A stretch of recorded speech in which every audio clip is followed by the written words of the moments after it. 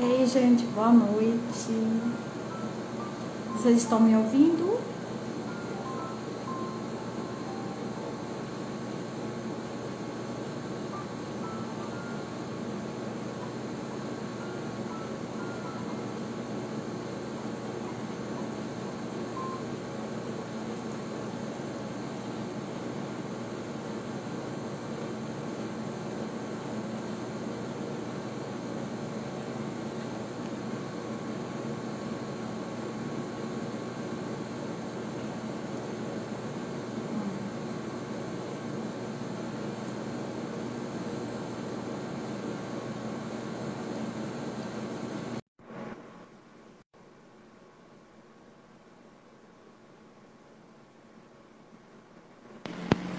Olá, doutora Lígia.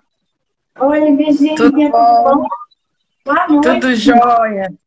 Boa noite. Você Obrigada não está pelo aqui convite, escondendo querida. nada. É um prazer ter você aqui, né, para falar de um assunto tão importante, né, que é o narcisismo, a patologia narcisista.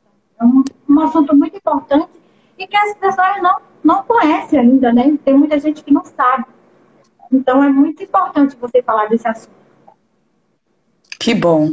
Vamos divulgar, né? Quanto mais divulgação, menos vítimas no cativeiro emocional Sim, do narcisista ou da narcisista, né? Quanto mais sim. conscientes, melhor. Não é isso? Quanto mais pessoas entenderem, ter essa consciência, né, do que é o narcisismo, melhor, né? Melhor para a saúde mental dela, melhor para a família, para tudo, né? Então é Sim, muito verdade. importante. Então vamos divulgar, vamos falar mais dessa patologia que faz tanto mal, né? E que as pessoas não têm muita Verdade. consciência. Sim, verdade. Principalmente no contexto familiar, porque tem uma cultura, né, de que os pais podem fazer tudo com os filhos, né? Ou uma cultura Uhum. religiosa de que o marido pode fazer qualquer coisa com a esposa, quando na verdade não é bem assim, né? Por mais que tenha a questão religiosa, tem um limite, né? Um limite entre o que é tolerável e o que já é abuso, né? E há muita manipulação psicológica, infelizmente, né? Bom, eu vou me apresentar. Eu sou Virginia Kozer, eu sou psicanalista e tenho um curso online chamado Como Superar Mães Narcisistas.com, que é um curso voltado para filhos e filhas de mães narcisistas que não podem, né, fazer terapia. Então, o valor é mais acessível. Então, é uma ferramenta terapêutica de autoajuda para esses filhos e filhas de mães ou pais psicopatas, narcisistas ou tóxicos, né? E há uma diferença, né, entre uma mãe, um pai tóxico e uma pessoa com transtorno de personalidade narcisista e também de transtorno antissocial, que é o psicopata. E também sou sobrevivente de uma mãe narcisista. Por isso fiz o curso e me especializei e hoje atendo os filhos e filhas de mães narcisistas e auxilio nesse processo de superação. Isso aí, doutora. Então, as pessoas, tem muita gente que não tem. Também que não me conhece, tô vendo que tem muita gente entrando aqui também que não me conhece. Eu sou Maria Lígia Solares, eu sou psicóloga, especializada em neuropsicologia. Eu trabalho com avaliação neurocognitiva, entendeu? Que dou pré-diagnóstico de pessoas com transtornos. E é isso. E nós vamos falar Inclusive o hoje. transtorno de personalidade narcisista, doutora Lígia. Olha, esse assunto para mim é como depois que eu te conheci, que eu estou focando mais nele, entendeu? Então, o transtorno que eu sempre busquei foi outros transtornos, que é TDAH, autismo, né? Eu trabalho buscando o pré-diagnóstico do autista, entendeu? Eu faço essa avaliação para a pessoa saber. Agora, depois que eu conversei com você, é que eu me toquei sobre essa personalidade narcisista e eu fiquei muito interessada, tá? E E tinha época que eu estudei. tem a avaliação, você tem a avaliação, existe no mercado uma avaliação para narcisista igual tem do autismo, do TDAH ou não?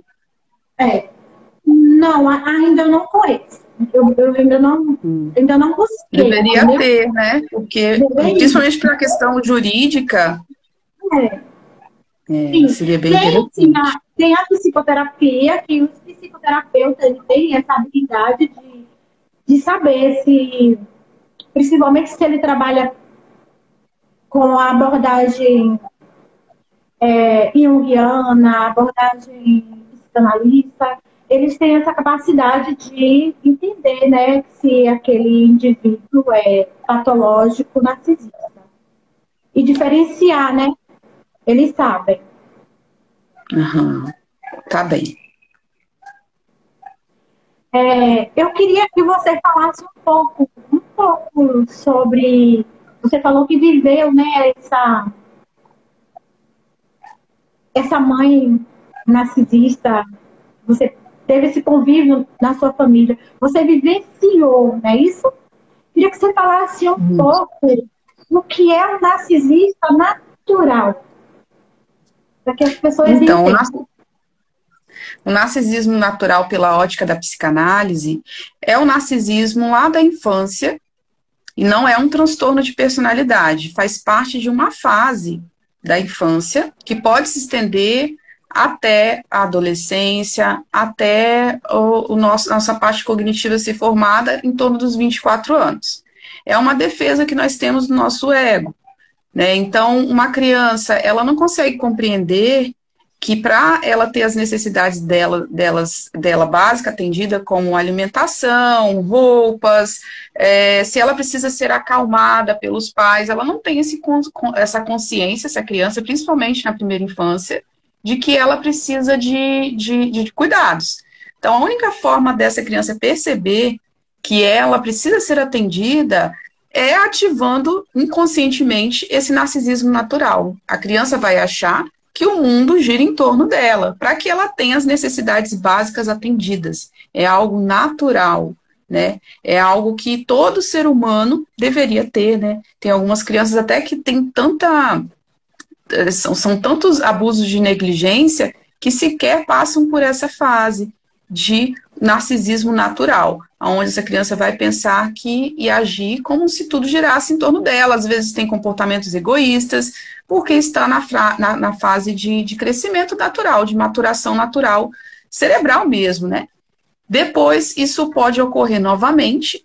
Esse narcisismo natural, ele tende a ir diminuindo quando essa criança começa a entender que ela não é uma simbiose, não é parte da mãe nem do pai, começa a se socializar mais, começa a distribuir essa energia objetal para outras crianças, por exemplo, quando vai para a escolinha e ela começa a gostar, tem uma amiguinha, né, ou um amiguinho, começa a gostar, começa a distribuir essa energia que seria só para ele, seria a energia objetal, começa a transferir para outros objetos, outras pessoas, não só para ela mesma. Então, tende a diminuir. Na adolescência, como existem muitos desafios, né, ocorre, né, muito comum, bullying, toda a parte hormonal que tem, né, uma agitação, tudo, na cabeça do adolescente ou do pré-adolescente, tudo é muito confuso.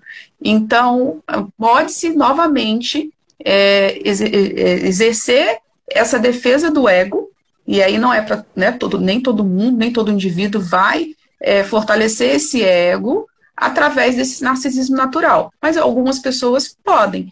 Então, esse narcisismo natural pode voltar aí com força na adolescência como forma de proteção, porque esse adolescente ainda não sabe quem ele é de fato, ele está em processo de autodescoberta, construção da autoestima. Então, muitas vezes os pais pensam, nossa, minha filha está tão egoísta, fica até com medo, né? Será que meu filho vai crescer uma pessoa ruim, uma adolescente ruim, porque está tão egoísta, nem dá importância para mim? Puxa vida, será que eu não fiz meu papel de pai corretamente? Na verdade, é uma forma de defesa do ego, porque são muitos desafios na adolescência. Naturalmente, esse adolescente vai ficar mais egoísta por conta do narcisismo natural. À medida que ele vai evoluindo, amadurecendo, em torno dos 24 anos, esse narcisismo natural ele é dissipado. E aí a gente fica com um restinho dele, né? Acompanha a gente a vida inteira, e é importante o narcisismo natural para que a gente tenha autoestima, para que a gente também se valorize.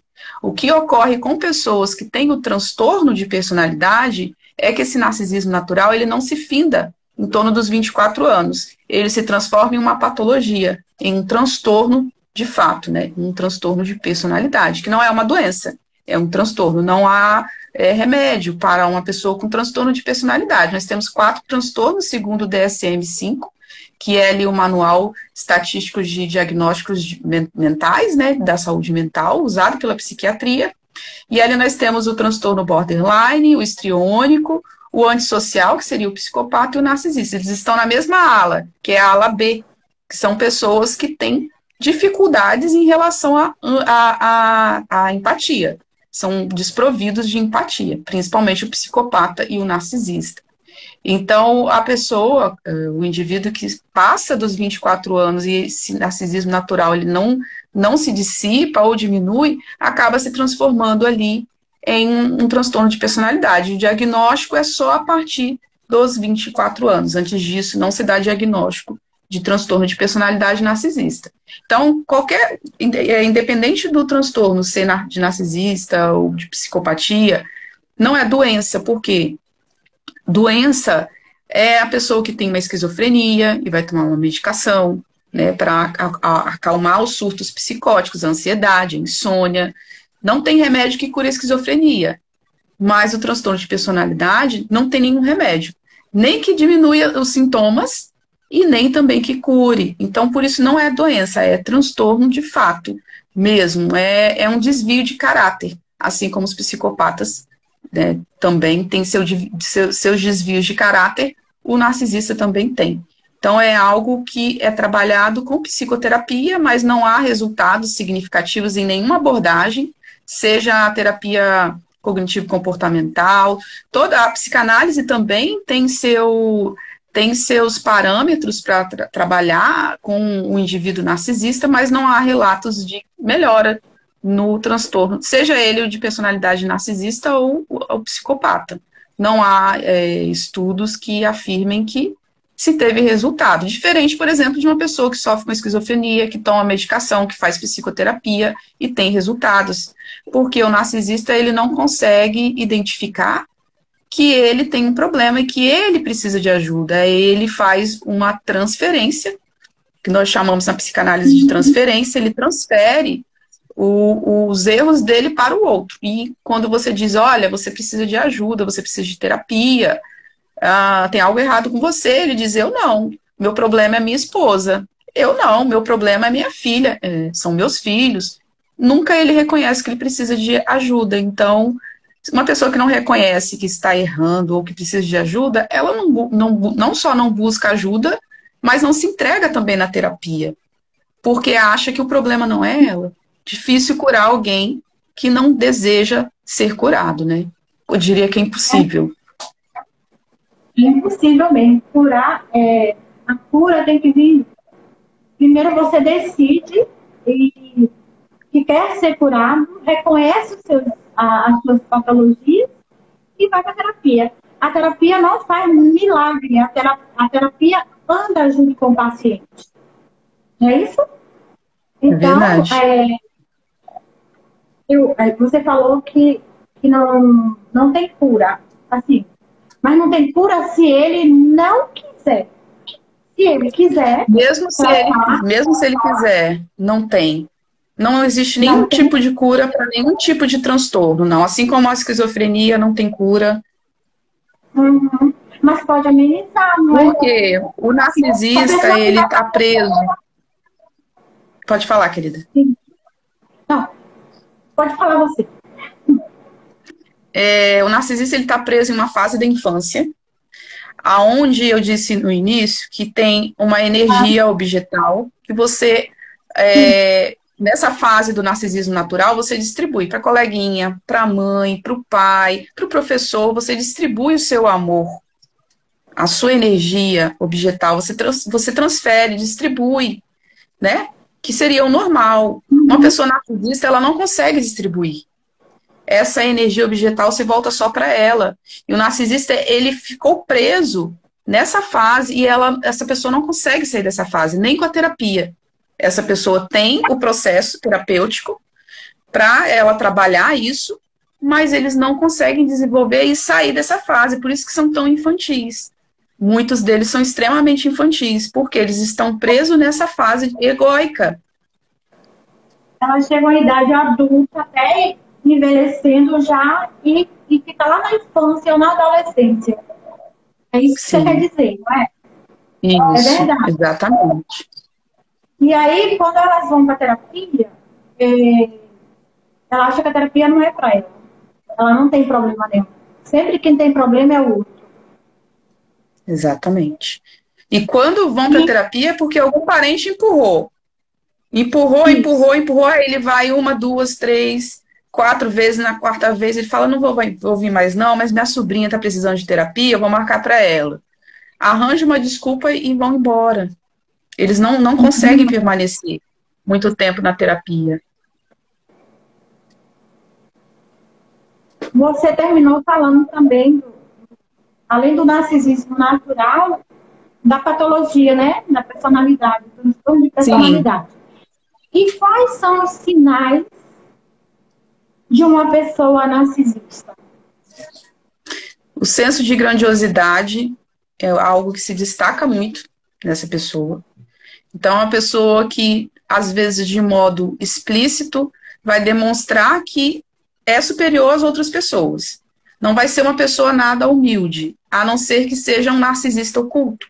Esse narcisista oculto, ele consegue disfarçar a sua arrogância e muitas vezes pode passar até desapercebido, mas as pessoas percebem, fulano de tal tem uma mania de se achar melhor do que os outros, e às vezes não é de forma direta. Por exemplo, de forma direta, eu sou uma pessoa narcisista aberta, que a gente chama de aberto, narcisista patológico aberto.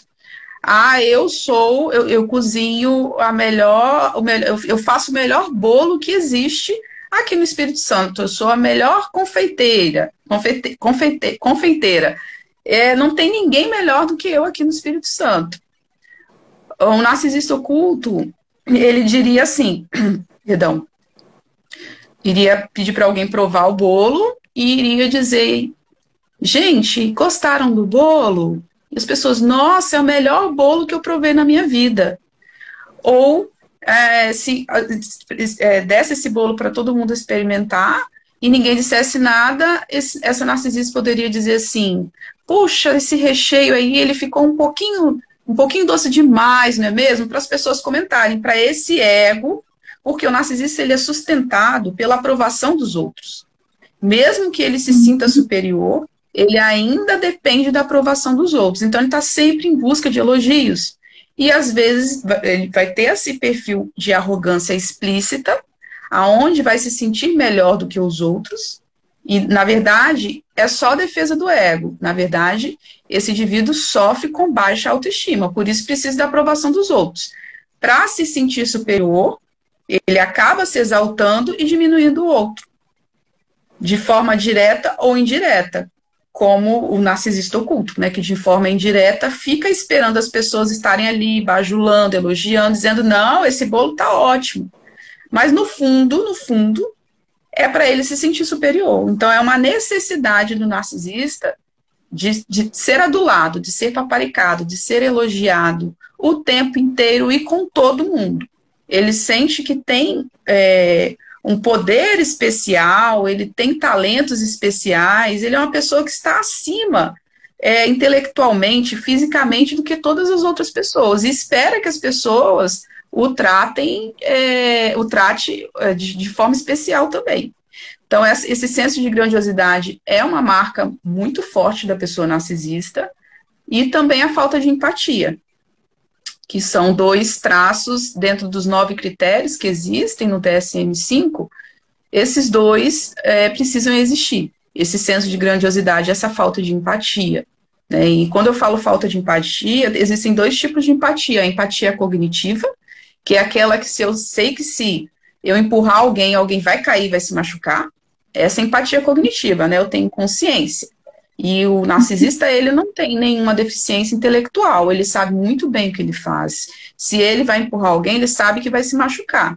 Essa empatia cognitiva ele tem. A empatia emocional, que é, nossa, isso vai, eu vou empurrar alguém, alguém vai se machucar, eu vou sentir essa dor em mim, eu não vou fazer isso. Essa ele não possui, assim como o psicopata. Por isso que eles estão na mesma ala, que é a ala B, dos transtornos de personalidade. Então, a falta de empatia é uma característica, esse senso de grandiosidade também é. Há muita disputa, o narcisista está sempre disputando, aonde ele vai, ele está disputando com alguém, ele disputa no trabalho, sempre rebaixando colegas de trabalho, sempre tentando puxar o tapete, porque para ele vale tudo, em busca de alcançar a superioridade, então ele puxa o tapete de trabalho do colega, quer roubar o cargo do chefe, e ele pode fazer qualquer coisa para ele alcançar isso. Se é dentro de uma família, se seria uma mãe narcisista, essa disputa seria com os filhos. Então, ela disputa com os filhos. Eu tenho um e-book gratuito que se chama Mães Narcisistas, quando sua maior inimiga é sua própria mãe. No meu perfil do Instagram tem o link. E lá eu falo que a mãe narcisista, ela corta os pés dos filhos, ou de um filho que ela coloca como culpado de tudo, que é o bode expiatório, ela corta os pés desse filho e depois ela disputa uma corrida para saber quem chega primeiro. Ela sabota o próprio filho para se sentir superior. O mesmo ela faz com os colegas, com a cunhada que ela não gosta. Sempre tem alguém que na cabeça dela é alguém que a prejudica. E aí ela faz uma campanha difamatória, fala mal dessas pessoas que ela vê como inimigos, ou nessa disputa imaginária. Elas sentem, tanto elas como eles, né, sentem muita inveja de outras pessoas, mas dizem que as pessoas sentem inveja delas, né, elas se sentem invejadas, quando na verdade não são, é criação, né, da mente delas, e elas invejam muito. Para ter essa disputa, normalmente tem sempre uma inveja junto. Se é na dinâmica familiar, essa mãe, ela vai escolher nomear um filho como o filho errado, que é o filho problemático da família, que é o bode expiatório, e ela vai eleger um filho que é o filho de ouro. É aquele que ela faz extensão dela mesma, que ela projeta, que ela espelha as coisas boas e pensa, não, esse filho é bom porque puxou a mim. Então, esse filho ele vai ter regalias, ele vai ganhar os melhores presentes no Natal, no aniversário, ela vai pagar cursos a mais para esse filho, vai proteger, normalmente elas não agridem fisicamente, mas podem agredir os filhos bode expiatório. E também tem o filho invisível, que é aquele filho que acaba sendo esquecido, colocado de escanteio. Na relação amorosa, quando se tem um narcisista, normalmente ele projeta no parceiro ou na parceira essa imagem que ele tem ruim dele mesmo. Então, ele, no fundo, sabe que tem uma podridão, então ele meio que vomita essa podridão no bode expiatório, que normalmente é o parceiro. Então, se é um relacionamento, há uma conquista, há toda uma encenação, uma máscara de pessoa perfeita. Vai ser aquele senhor sincerão, aquela senhora sincerona, aquela pessoa que parece que fala a verdade, e eles têm uma perspicácia muito grande de analisar os outros, vai identificar quando a pessoa é mais carente, mais propensa a ter essa carência, seja emocional por laços amorosos ou amizades, e vai direto preencher todas as lacunas, né? Se você é uma pessoa que sofre de baixa autoestima, ele percebe e ele vai preenchendo. Se você sonha em casar e ter filhos, ele já vai falar em casamento. Você vai pensar que é um príncipe, quando na verdade é um sapo. E isso só se mostra depois, quando ele já fez a conquista e ele já pegou como uma presa mesmo, já caiu no papo, já acreditou que aquela pessoa é uma pessoa boa, então depois que ele vai tirando a máscara aos poucos e projetando o que ele tem de ruim na vítima, seja marido, esposa, ou nos filhos, né? Então, esse tipo de narcisismo, ele se desdobra no perfil de personalidade mais específica também, né? Como o narcisista emocionalmente dependente, não tem? O dependente... tem um dependente... Ele pode ter... ele pode ter comorbidades, né? O narcisista, ele pode ter depressão, ele pode ser histriônico também, ele pode ser psicopata também, e ele pode ter... ele pode ser codependente também. Mas aí ele já entra no C, se não me engano, nos cluster, na parte C, se eu não me engano, dos transtornos de personalidade, ou é na A, eu não lembro agora. E ele pode ser codependente, né? A gente chama o narcisista codependente de invertido, porque ele normalmente se relaciona com outra pessoa narcisista e se esconde atrás desse narcisista primário, né? Ele fomenta, fofoca, intriga, mas ele não vai na frente fazer as coisas, ele fica na cabeça desse narcisista principal, talvez a esposa, que é narcisista também, e ali essa esposa que vai na frente e comete as maldades. Ele pode ser também fantasioso, pode? Mitomania,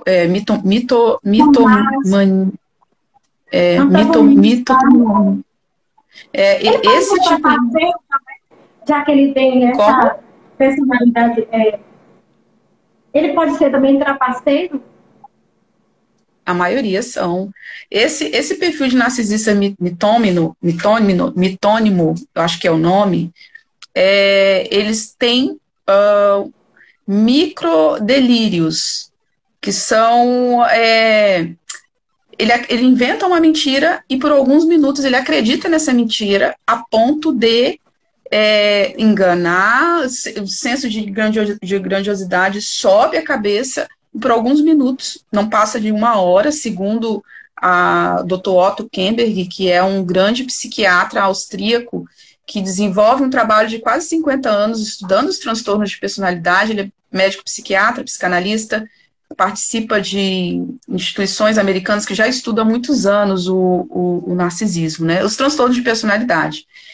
Esse perfil de narcisista que é maligno, ele tem um perfil de mitomania, que é aquela pessoa com compulsão por mentir, e ele pode ter microcrises de delírios, onde ele acredita na mentira, depois ele volta, mas aí a mentira já está contada, ele não volta atrás. E o que ele faz se ele não volta atrás?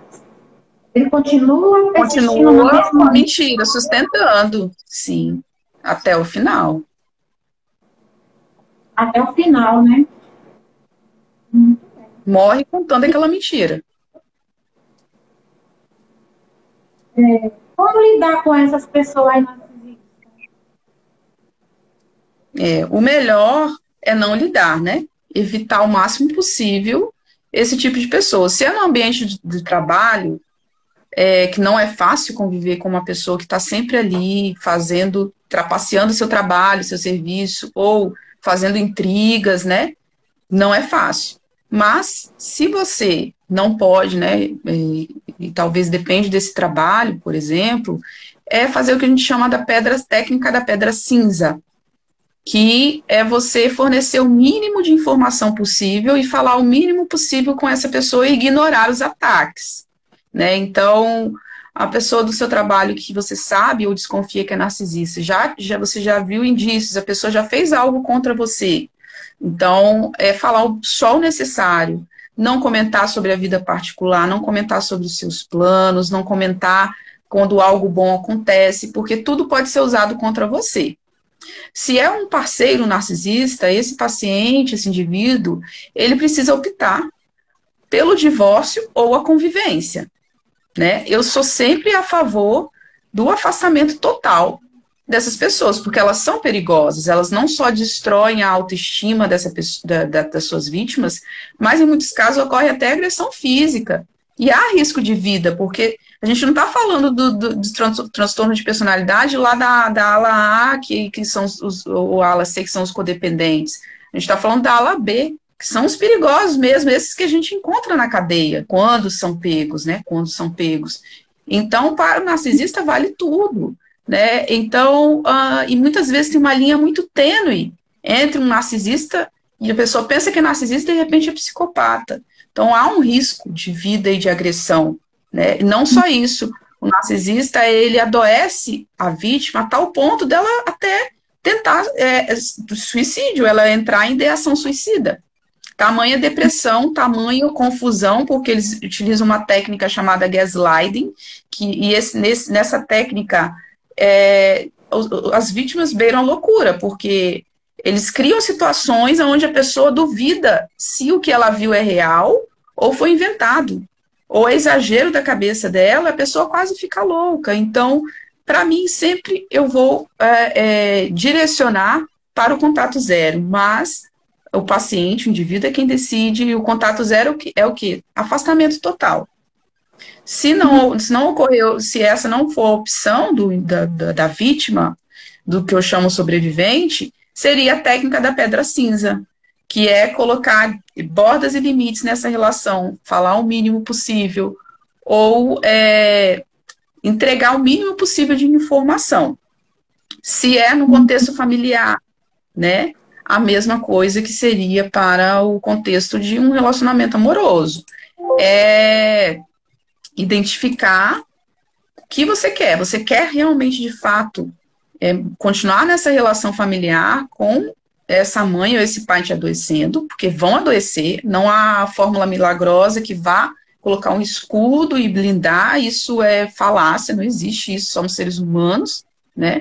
E eles vão direto na ferida das vítimas. E optar pelo contato zero ou a convivência. Se opta pela convivência, ou se essa é a única opção para quem está casado, para quem mora com um narcisista e não tem condições de sair, é dar o mínimo de informações possíveis e fazer um plano para sair dessa relação. Porque se você sabe que essa relação não te faz bem e você opta em estar nessa relação, algo está errado com você. Talvez ali tenha um transtorno de codependência, a pessoa se torna codependente desse parceiro narcisista, ou essa mãe narcisista, ou esse pai narcisista.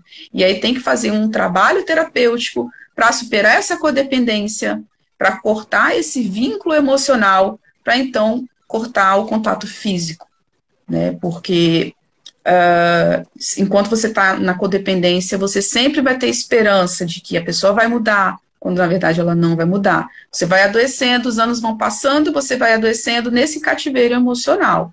Então seria mais ou menos isso, quando você opta em conviver, né? Como lidar com essa pessoa.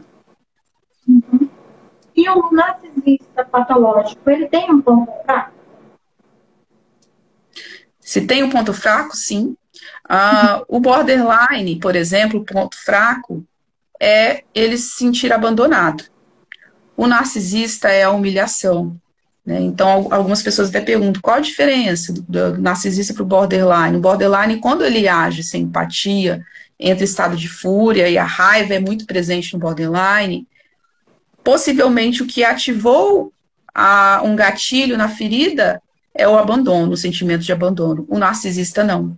Se tem uma coisa que ele detesta, é ser humilhado, ele não suporta ser humilhado, tanto que ele cria mentiras para falar sobre ele, cria mentiras para criar situações onde o outro fez algo errado com ele, quando na verdade são tudo histórias mentirosas para preservar o que? O ego dele. Então, quando ele se sente humilhado, é quando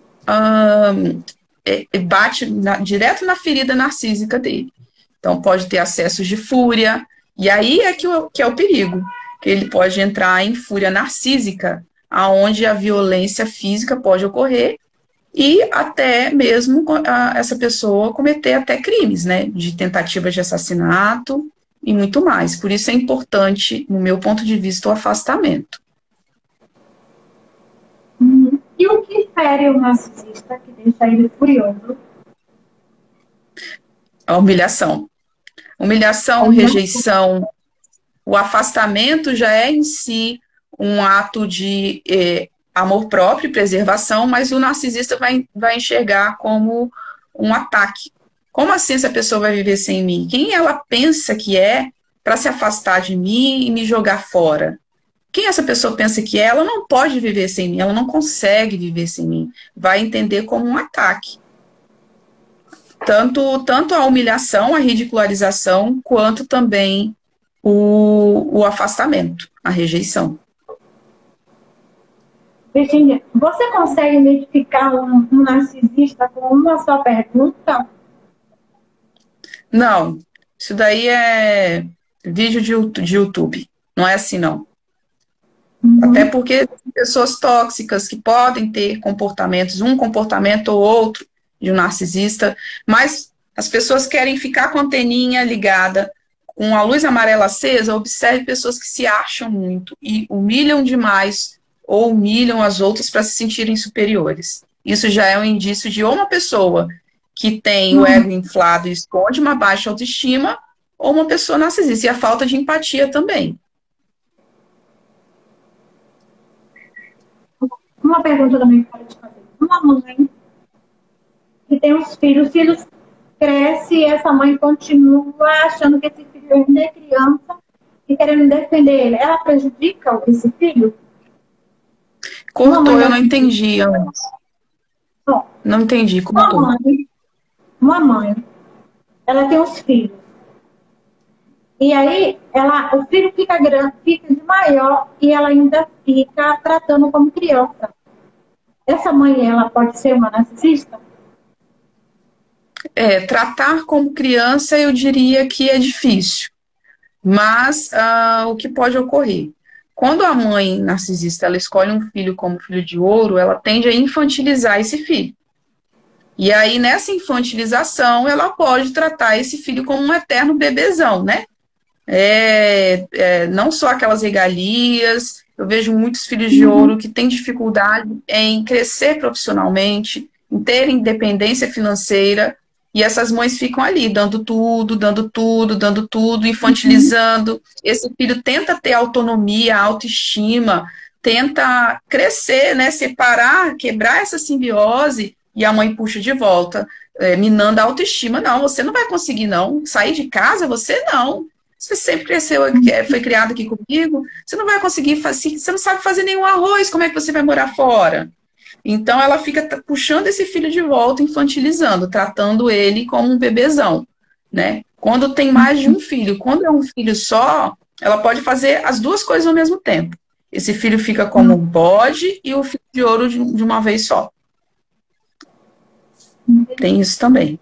Nós estamos com algumas pessoas e eu gostaria de saber se alguém quer fazer alguma pergunta para a Virgínia, pode fazer agora, eu leio aqui. Você quer falar mais sobre essa mãe narcisista? Eu fiquei muito interessada nisso. Sim, sim. Outras coisas que a mãe narcisista ela costuma fazer. A campanha difamatória, e antes desse filho nascer, ela já manipulava a família. Todo mundo fica na mão dessa pessoa narcisista na família. Porque ela põe a máscara de pessoa boa. É aquela pessoa da família que alguém passa mal, ela vai lá no hospital ajudar. É aquela senhora que é muito religiosa, fervorosa, que se esconde atrás da máscara da igreja, ajuda no sopão, de madrugada, vai entregar o sopão. Então, o narcisista, ele arquiteta todo um plano de uma máscara que não é ele. Então, quando esses filhos nascem, as pessoas da família já olham para essa pessoa como uma mãe perfeita, essa mãe ou esse pai como uma pessoa perfeita, que já vai cuidar, lógico que vai cuidar bem desse filho. E aí, depois que o filho nasce, obviamente, ele não vai ser bem cuidado, vai ser maltratado psicologicamente, principalmente, e ela já começa a plantar sementes na cabeça das pessoas da família que ela tem um filho problemático. Ai, o Pedrinho, ai, tá me dando tanto trabalho na escola. Ai, esse menino, toda semana eu sou chamada na escola. Ai, Pedrinho quebrou não sei o que em casa. Já o João, não. Aí vai para a adolescência. Uma criança que vem de um lar disfuncional vai ter dificuldades na adolescência. Ai, tô aqui, não sei o que eu faço. Elas vão fingindo que estão desabafando, né? Não sei o que eu faço com o Pedrinho. Esse menino fez isso, plantando sementes. Quando esse filho chega na vida adulta, a família toda já está contra ele. Talvez ele vai parar na terapia para tratar depressão, ideação suicida. Ele vai tratar ansiedade, crise de pânico. E as pessoas da família vão olhar esse filho problemático como a ovelha negra da família. Como a pessoa que só dá trabalho para a mãe. Às vezes até uma fuga são as drogas, o álcool.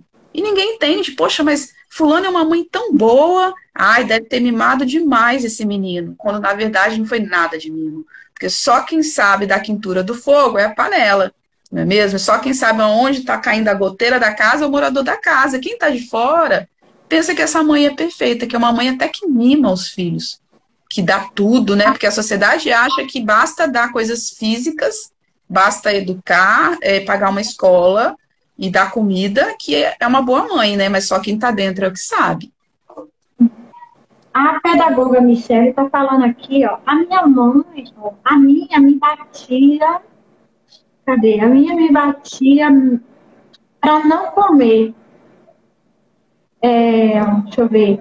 Fala um pouquinho sobre as torturas que elas fazem. Para você falar um pouquinho das torturas que ela faz. A mãe dela batia nela para ela não comer. Meu Deus. A Quando tem Michele, um nível... pedagoga. Eu acredito que quando ocorre... Porque tem todo um contexto cultural. É normal bater nos filhos na nossa sociedade, o que é um grande absurdo. Porque se você bate num animal, alguém vai fazer alguma coisa. Se você bate no idoso, se você bate numa mulher na rua ou um homem na rua, vão chamar a polícia para você. E a criança não. Então, a gente tem toda uma questão cultural de que se educa batendo. Além dessa questão cultural, no meu ponto de vista, e isso é uma opinião minha particular, quando tem maus tratos que se enquadram na tortura, já não é narcisismo. Para mim, isso já é psicopatia. Então, a mãe narcisista, ela pode se valer da cultura, de que pode bater nos filhos para educar, é assim que ela entende que é o certo, então ela vai bater, às vezes até para descontar a raiva dela nesse filho, mas tem um limite. Quando ultrapassa esse limite, que quebrar maxilar, quebrar braço de filho, tirar sangue, coisas assim, que estão muito fora, né, da perversidade mesmo, nível maior de perversidade, para mim isso já é psicopatia. E todo psicopata, ele é narcisista. Então, vão ter as características, essa mãe pode ser que tem o filho bode expiatório, que tem o filho de ouro, que faz diferenciação entre os filhos, que se acha muito, tem esse senso de grandiosidade, falta de empatia. Por quê? Ela pode ser, e comete tortura com os filhos, ela pode ser psicopata. E aí ela vai ter esses traços narcisistas, porque todo psicopata, ele é narcisista. Né? Então, para mim, tem um limite nessa maldade. Quando tem muito espancamento ou torturas, e às vezes tem psicopatas que são tão astutos, seja homem, seja mulher, seja mãe, que ela não deixa marca nos filhos, mas tortura de diversas formas. Trancar o filho em casa sozinho por horas, trancar em banheiro por horas, deixar ajoelhado no milho por horas. Não vão deixar marcas físicas, mas vão deixar marcas psicológicas. Não estou dizendo que toda mãe que põe o filho de joelho é psicopata ou narcisista, mas se isso é frequente, se há tortura psicológica de forma frequente, e se há prazer nisso, como, por exemplo, deixar um filho numa situação de desespero e ficar rindo, né? Já é psicopatia. O narcisista, o ganho primário dele é a admiração, é a disputa. Ele está diminuindo a autoestima do filho, está manipulando o filho para se sentir superior. A mãe psicopata não, ela tem prazer, ela sorri torturando os filhos. Então essa é uma grande diferença também que deve ser observada. Se há tortura e se ela sente prazer nisso, não tem empatia, normaliza tudo isso, tem que ligar ali o sinaleiro que pode ser uma mãe psicopata. Uhum. Então, aqui a Alessandra Menezes está falando assim, ó, já estou na técnica da pedra cinza e ela continua me chamando de ingrata. Deixa eu ver. Porque só respondo monossílabas. Mas a pedra cinza não é para curar narcisista. A pedra cinza só serve para uma coisa: dar o mínimo possível de informação para que ela faça o mínimo possível de campanha difamatória, né? Pedra cinza não é tratamento para narcisista. Pedra cinza é para te preservar. Não é tratamento. Pedra cinza não vai fazer mudar um narcisista, de jeito nenhum. E ela, obviamente, vai ficar reclamando porque você está dando menos informação do que ela queria, né? Então, Como conviver com uma mãe narcisista? Não convivendo, você nunca vai ter paz se você morar com uma pessoa narcisista. Independente de se é pai, é mãe, se é primo, irmão, amigo, você não vai ter paz. As pessoas ficam em busca de uma fórmula mágica de como lidar com o narcisista. É não lidando. Porque se você está ali, você está tomando pequenas doses de veneno todo dia, um dia você vai morrer. Não há outra escapatória. Eles não mudam, eles vão morrer do jeito que estão, envenenando quem estiver por perto. E aí, se a pessoa opta em conviver, ela vai ter que, o mínimo possível, ter o mínimo de dignidade possível. Como? Com a pedra cinza. Dando o mínimo de informações, né? Aqui tem outra que falou assim, ó, minha mãe morreu. Hoje eu aqui me sinto culpada por ter, deixa eu ver, por ter me afastado, alguma coisa assim. Por ter me afastado dela. Ela tinha todo o traço de narcisista, né? Mas me afastei. Foi por causa da minha irmã, que é narcisista, e minha mãe morava com ela. Bom, independente de você ter se afastado, se você foi uma boa filha, não há com o que você se culpar, né? Se você foi uma boa filha, se você tratou ela sempre bem, o afastamento, seja ela por ter traços narcisistas ou ela tenha sido narcisista em vida, você foi se preservar, né? Você foi escolher você, e tá certo escolher a si mesmo, né? As pessoas têm uma chance na vida, né? Se eu sou uma pessoa que tem um transtorno de personalidade, eu sou adulta para reconhecer os meus erros, ir para terapia e tentar ajuda. Então, a sua parte, talvez você fez, foi uma boa filha, né? Cuidou, talvez, enquanto tinha contato, não levou problemas para sua mãe. Isso é uma forma de honrar os pais, né? Sendo pessoas boas, diferente deles que são perversos. Então, você honrou, você fez a sua parte.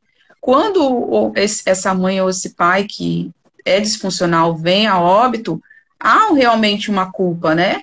Só que o que teria acontecido se você tivesse tido contato com essa mãe até que ela morresse? Iria acontecer que você iria estar sofrendo esse período todo, né? Não ia mudar nada, ela não iria deixar de ser narcisista, nada ia mudar. Apenas você ia ter mais cicatrizes para depois curar. Então, só esse período que você ficou sem falar com ela antes dela morrer, foi só menos cicatrizes na sua alma. Não modificou nada, né? Então, não sinta culpa. Mas eu sei que é quase impossível não sentir, né? Depois da morte da sua própria mãe. Obviamente vai ter, mas você pode trabalhar isso na terapia, trabalhar essa culpa na terapia e se livrar. Que talvez são culpas acumuladas de anos, né? Não só pela morte dela e pelo contato zero. Alguém perguntou aqui também, uma mãe pode trocar os papéis com os filhos? Acho que eu era filha de ouro na infância, mas quando comecei a crescer, eu não aceitar mais a manipulação dela, ela começou a me tratar como, acho que é bode, né, expiatório. É o que acontece, principalmente quando você é filha única ou filho único. Você começa na fase da adolescência, que a menina vai criando corpo, elas vão tendo inveja, porque elas estão envelhecendo, e as filhas estão na flor da idade. Aí começa o jogo de projeção, elas projetam o que elas acham de ruim nelas, nessas filhas. E aí essa filha, às vezes, pode sair do papel de dourada, né, de extensão dela, para bode expiatório, aquela que é culpada de tudo, pode acontecer. Eu acho que ela era a filha mais velha e ela botava a outra filha, a filha caçula, como filha de ouro. Ela colocou aqui. Pode acontecer. Tem outra pergunta aqui, deixa eu ver. Close. Boa noite, querida. Deixa eu ver.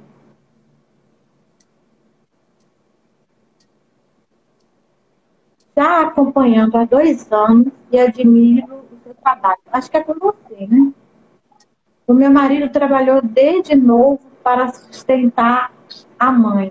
Agora ele faz de conta que ela não existe. Ele pode lhe ajudar. Ele pode lhe ajudar. Ele pode dar uma ajuda monetária, alguma coisa assim. Ela está perguntando. Para a mãe dele, a mãe Sim. sempre explorou, é isso? Ou Sim. ele que sempre E fez agora- isso por... Aí é que tá, a mãe manipulou ou ele que sempre fez de bom grado mesmo, porque a mãe é boa?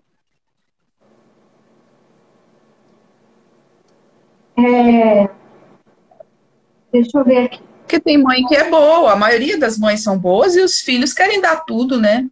Como forma de retribuir esse amor. Depende do contexto, né? Agora, se for uma mãe perversa, uma mãe tóxica ou narcisista, se ele já deu de um tudo, não tem que dar nada agora. Eu penso assim. Não tem que dar tem nada, né? É, Não tem já deu obrigação, tudo que tinha que dar. a não ser que essa mãe precise, não trabalhe, esteja Precisa. doente. Não quer. É. Aqui tem mais uma pergunta, deixa eu ver. Em relacionamento, quanto tempo mais ou menos eles demoram para agir? Ah, demora alguns meses. Não é de cara, não. A não ser que seja um psicopata e ele tem urgência financeira e eles podem agir mais rápido. Mas o narcisista normalmente são meses. Pode durar até um ano, até a máscara cair. Mas eu acredito que mais de um ano eles não conseguem sustentar essa máscara, não. Mas meses, sim. Até que a pessoa esteja nas garras, literalmente mesmo. Uhum. Não sei se tem mais perguntas. As perguntas sempre quase as mesmas. Elas querem saber mais sobre esses relacionamentos narcisistas e sobre as mães narcisistas. Sobre as mães. Mas o que eu posso falar sobre as mães? Observar, se a pessoa tem dúvida, observar essa diferenciação entre os filhos, a falta de empatia, a forma como essa mãe disputa com os filhos, se ela tenta diminuir a autoestima dessa filha, por exemplo, se essa filha é sobrepeso, se ela não age de agressividade passiva, que é aquelas indiretas, alfinetadas, né? Essa filha, de repente, comprou um vestido novo, ela está sobrepeso. Essa mãe pode, né, comentar, nossa, esse vestido é muito lindo, mas ele não é para gente gorda, né? Alfinetadas, né? Observar se tem esse comportamento. Observar também se quando essa filha começa a demonstrar que está querendo se afastar dessa mãe, se essa mãe, de repente, não fica boazinha, né? Que é o famoso hoovering, né? Sugar de volta. Você começa a delimitar, colocar bordas e limites, dizer não para essa mãe quando tem que dizer não, eu não vou fazer dessa forma, não, eu decido como vai ser a educação do meu filho. Essa mãe pode se sentir, opa, ela está despertando desse sono profundo, desses anos de manipulação, pera lá, vou começar a tratar ela bem. E do nada, trata bem. Aí daqui a um tempo elas voltam a atacar de novo. Se tem esse padrão também, fique de olho, pode ser uma mãe narcisista. A disputa está sempre presente. Observar se ela não está disputando com os filhos, com alguém do trabalho. Há também a triangulação, que ela coloca um filho contra o outro, ou a nora contra o filho, ou os netos contra o próprio filho, ou contra a própria filha, ou ela triangula entre a filha e a tia, e coloca a tia contra a filha, ou a sobrinha contra a filha. Há sempre uma fofocaiada. Né? Traduzindo aqui, é fofoca. Então, ela faz uma fofoca do filho ou dessa vítima para outras pessoas e fica assistindo. Sabe, de camarote, o espetáculo? Ah, sua tia falou isso de você. Sua tia falou isso de você. Aí vai lá na tia e fala alguma coisa, inventa coisas que a filha não falou, para ver o circo pegando fogo. Sempre estão falando mal de alguém. Eu não conheço uma pessoa narcisista que não vive falando mal de alguém. Sempre alguém não é bom o suficiente. Elas têm a mania de taxar todo mundo. Fulano é preguiçoso, depressão não existe, isso é coisa de gente fresca. Tem esse discurso também. ou um discurso muito moralista, e é falso moralismo, porque elas são extremamente demagogas, né? Faço o que eu digo, mas eu faço o que eu faça. São, às vezes, muito puritanas, né? Ah, essa roupa tá curta, você é muito promíscua, e elas, na verdade, têm vida dupla. Então, elas também podem ter esse perfil. Ela falou aqui, queria manter contato com o meu irmão, que é menor de idade, mas ele mora com a minha mãe e conta tudo para ela. Tenho medo de ficar mais velho e ela de ficar mais velho e ele achar que eu abandonei. Ela pode tentar fazer uma visita, né, com esse irmão, e aí vai ter que ter contato com a mãe, né? Tem que, porque para combinar a visita ou levar esse irmão para passar um final de semana na casa dela. E aí, se existe essa intenção, ela pode colocar alguém para mediar essa conversa, por exemplo, um outro irmão que tenha contato com a mãe, ou fazer a pedra cinza e ter contato com essa mãe para ter acesso a essa criança, né? Para visitar e ali responder o mínimo possível, passar o mínimo possível de informação e convidar, levar para passear, né? Levar no shopping, levar na praia, para ir tentando fazer com que essa criança identifique que ali é um porto seguro, que futuramente, se a ficha dessa criança cair quando for adolescente, por exemplo, essa criança pensar, nossa, aqui em casa é um inferno, mas eu sei que eu posso bater na casa da minha irmã, que ela vai me socorrer. Criar esse vínculo para que essa criança, que no futuro será um adolescente, um adulto, se sentir seguro, saber que tem alguém que pode contar. Sim, é verdade. Tem outra pergunta aqui, ó. Porque às vezes ela se faz lembrar mesmo quando não falamos com ela? Eu não entendi o começo. Porque às vezes elas se fazem lembrar mesmo quando não falamos com ela. Se fazem lembrar? Como assim? Sim. Porque às vezes elas, as mães, né, se fazem lembrar mesmo quando não falamos com ela. Querem se fazer presentes na vida, é isso? Pode ser, né? Doutora Lidia, isso. Se fazem lembrar, ela se faz lembrar. Então, às vezes, pelo que eu estou achando aqui, a Michelle talvez não fale, não queira falar, mas ela se faz lembrar. Entendeu? Vai atrás, procura, alguma coisa assim. Por que elas fazem isso? se for isso mesmo, porque elas, né, querem combustível. O que é combustível? É saber o que está acontecendo na vida do filho, para poder fazer campanha difamatória, para poder falar mal. A mãe narcisista não é igual a mãe psicopata, que usa o filho um tempo, quando é mais útil, descarta. A mãe, quando ela é só narcisista e não psicopata, ela tem uma metáfora que fala muito bem isso. A mãe narcisista empurra o filho para dentro do poço. Quando esse filho está lá, caído, quase morto, ela joga um baldinho e fala, puxa. Aí ela puxa o filho de volta para ela. Alimenta, depois joga dentro do poço de novo. Então, se ela se faz lembrar para esse filho, é porque ela possivelmente quer puxar de volta. Para o quê? Para envenenar, diminuir, maltratar. A mãe narcisista precisa sempre de uma lixeira para despejar o que ela acha sobre ela e na sua vítima, que normalmente é o filho. Então, ela vai vomitar nesse filho o que ela é. Se ela acha que ela é feia, ela vai dizer que essa filha é feia. Se ela acha que ela é burra, ela vai dizer, e se alguém já disse isso para ela, ela repete essas palavras. Então, ela precisa extravasar isso em alguém. Por isso que ela puxa de volta, por isso que ela se faz ser lembrada. A outra pergunta aqui está assim, minha mãe tem esse padrão. Eu estou me distanciando dela agora e ela está super amorosa. Assim, é o rumo. Fazem. Porque se você está distanciando, ela está perdendo a lixeira dela. Em quem que ela vai despejar? Verdade. Então, eu acho que Tem gente que pergunta assim, ah, Virgínia, minha mãe faz tanta coisa comigo, fala tão mal de mim, mas ela vive fazendo umas comidinhas que ela sabe que eu gosto, ela vai lá na minha casa para poder me dar uns quitutes. Por que que ela faz isso? Migalha. Para você se alimentar de migalha e não sair de perto de quem te abusa.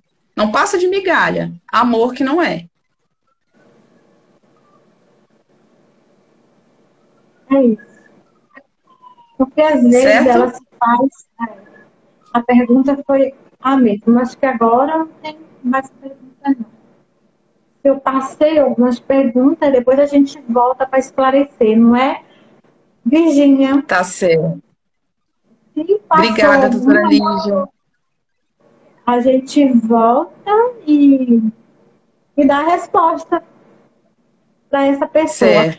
Então, Virgínia, você falou uma coisa que o patológico ele não tem jeito, mas se for um narcisista, no caso assim, uma pessoa que tem as características de um narcisista, ela toma consciência disso, ela pode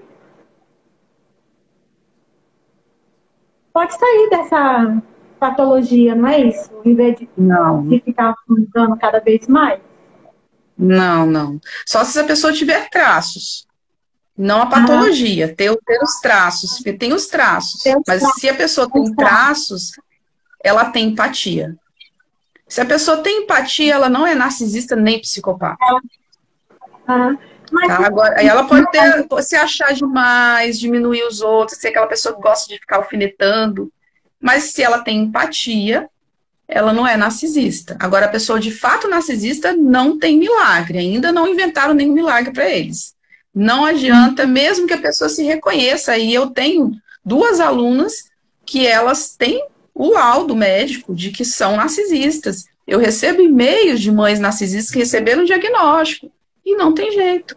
Não tem jeito. Elas podem melhorar um pouco da autoestima, mas a tendência sempre vai ser diminuir os outros para se sentir superior. Porque elas estão presas nessa fase da infância. Eles e elas, né? Não são só homens e mulheres. Não são só as mulheres, os homens também.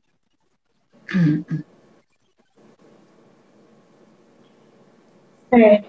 Deixa eu ver se tem mais algum.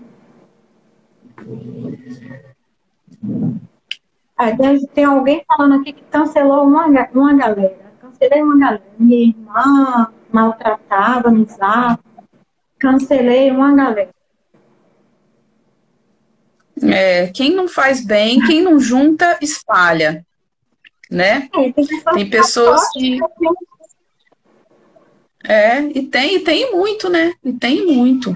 Então, a gente deve estar perto de quem nos faz bem. Né? Se essa pessoa... Você encontra essa pessoa te deixa triste, você sente uma dorzinha no peito depois que se encontra com essa pessoa, é sinal de que algo está errado, né? E aí, ficar atento, porque pode ser uma pessoa tóxica ou narcisista.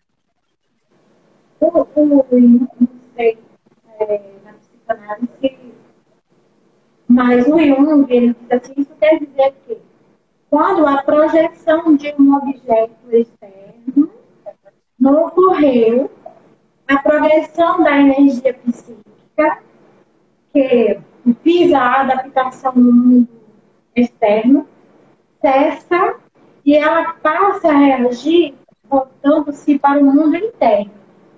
Então, a essa regressão, que é a energia psíquica que Jung está falando, né? Refere aqui a um termo narcisista. Ele fala que, como criança, essas crianças veem esse objeto, ele não foi, essa projeção foi, e esse objeto não foi bem elaborado, né?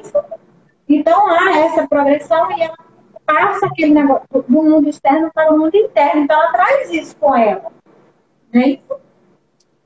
Sim. A energia fica só para ela, né? E é por isso que muitas pessoas, não estou falando só de mãe, estou falando de adolescente, de criança, adolescente, chega à idade adulta, chega a 30, 40 anos, e ainda está lá na infância. porque ela não foi externado, entendeu? Tá lá dentro, todos os traumas Isso. da infância, da adolescência, entendeu? Essa energia psíquica tá ali, então. Mas É verdade. tem tratamento para essas pessoas que ainda não são Tem patológicas. tratamento. Não, até para o narcisista tem tratamento. Tem todas as abordagens terapêuticas, tem. Se você olhar ali, tem. O problema é que eles não seguem, mas tem um protocolo. A psicanálise, por exemplo, tratando o narcisista, iria trabalhar essa fase da infância. Que normalmente, para a psicanálise, o narcisista, ele sofreu muita humilhação na infância, então iria trabalhar essa humilhação, essa ferida narcísica, fortalecendo o ego, a autoestima dessa pessoa narcisista, o amor próprio. Mas, infelizmente, não se tem resultados. Assim como tem o tratamento para o pedófilo. O pedófilo tem tratamento, né? Tem até tratamento, se não me engano, no SUS. Funciona? Não funciona. Não funciona. Porque tem que ter a vontade, né?